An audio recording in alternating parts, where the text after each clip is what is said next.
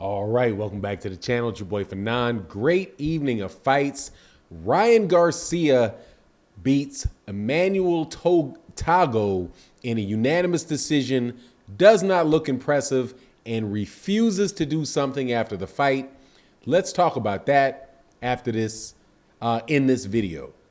This video is brought to you by Boxing Showtimes, a new professional boxing schedule in your pocket. It helps you to keep updated on boxing events and details. Also assists you when you want to find bars near you to watch fights and allows you to set reminders for upcoming fights. Download the Boxing Showtimes for your smartphone and your tablet. Thank you again to our newest sponsors, Boxing Showtimes. All right, welcome back to the channel. It's your boy Fanon. We are in the lightweight division, and also we're going to talk about the other fights that took place this evening at 154 pounds. But before I get into that, let me welcome you back to the channel. If you are a longtime subscriber to the channel, please, thank you so much for your support. If you're not, please accept my invitation to subscribe to the channel, hit the bell icon so you can be notified of when we release more videos, and let's get to it. All right, so we had a series of fights took place this evening. The biggest fight of which is probably the return fight of Ryan Garcia against Emmanuel Tagoe, which took place, I do believe, in the 140-pound division. They were originally supposed to fight in the 135-pound division, but Ryan Garcia was unable to get down to 135, so they did it at a different weight. Ryan Garcia was this fight was with his new trainer Joe Goosen for the first time in his corner, and the best way to say it is that he was unimpressive in the fight. I won't necessarily indict him for going the distance against Tagoe. Because Tagoe really looked like he was trying to do everything but fight in that fight. He pretty much ran around the ring the entire time, was trying not to engage. Ryan Garcia was following him around round after round after round, looking to try to get to Tagoe, but he was unable to cut off the ring, and Tagoe survived. There was one knockout and one knockdown in the fight where Ryan Garcia knocked down Tagoe, but other than that, pretty much it was just Ryan Garcia running after him, trying to land combinations on him, trying to land big shots. He did have some success to the body, I believe, but all in all, just was not a very, I wouldn't say it was an exceptional performance out of him. I wouldn't say that it's a bad performance. I don't think he looked bad, because in that situation, I think it's pretty difficult to look good unless he would have taken a different strategy and tried to force or trick Tagoe to come towards him so that he, so that maybe he could have caught Tagoe coming in if what he was looking for was the knockout. But what they say, sometimes when you're in there with somebody that is just dead set on surviving all 12 rounds, that's what they're going to do. And that's what Tagoe did. It was a worse performance by Tagoe than I expected. I had looked at some film of him fighting before, and he was somebody that seemed like he was unwilling to engage. However, I think that he tasted a little bit of the power of Ryan Garcia, and he didn't want any of that. So he just didn't engage, right? So unimpressive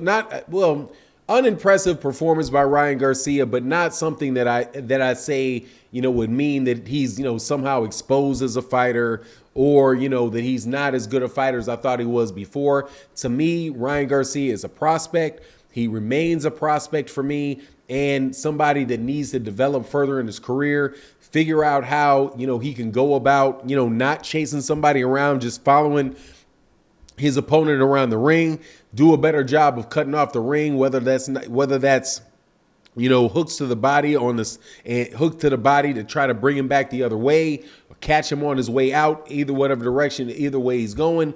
But, I think as time and experience goes on, he should be able to perform better against guys like Tagoe. However, I will say that I do not believe that, if he will campaign at 135 pounds, I don't think he's there with the top guys at 135.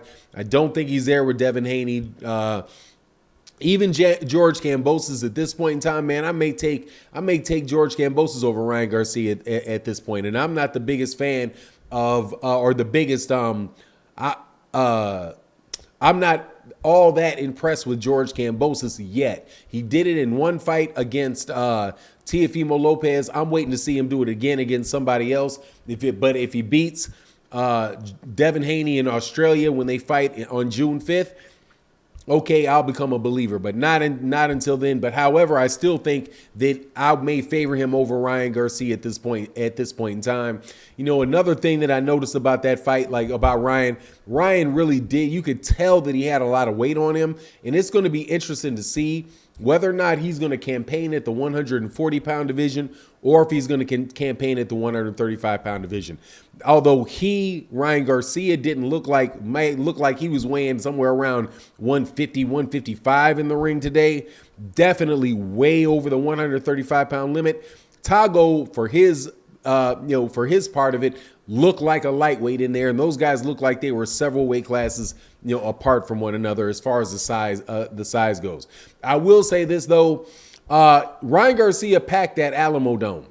It was full. I do believe that Gervonta Davis also fought at the Alamo Dome. I believe that he also fought at the Alamo Dome. I think that's where I went to go see him when he was in Texas. I believe he fought in San Antonio, and that place was full when he fought there. That place was just as full for Ryan Garcia. So although he didn't look the best in the fight, I will say that, the talk about him and his star power and being able to sell out arenas and all of that was in full-fledged display from what I could see on the telecast with the Zone.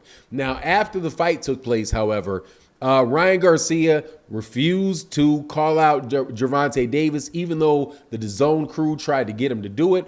They were like, "Hey, Ryan, what do you want to do? Who do you want to call out next?" And he was like, "Well, I used to be about the call out game, but I'm going to be realistic here. I'm going to wait for my trainer and my team to tell me who I should fight," right? And Chris Mannix, who was the announcer, the person asking the questions at the time, was saying, "Hey man, why don't you call out Gervonta?" Basically begging the dude to call out Gervonta Davis, and he refused, right? And he said, "Look, man, because I don't think that fight is realistic."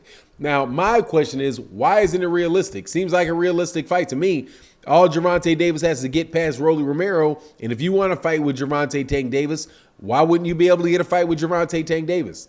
It doesn't seem like it's a far-fetched idea to me.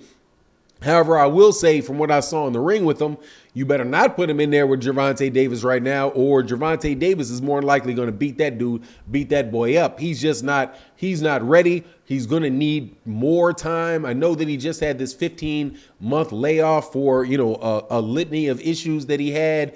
But that just tells you right there, man, if you're not willing to say that you want to fight the best guys in the division, that's telling you that Ryan Garcia himself knows where he is, man. And it is what it is. But, all in all, man, it was a pretty boring fight, in my opinion, to be honest with you.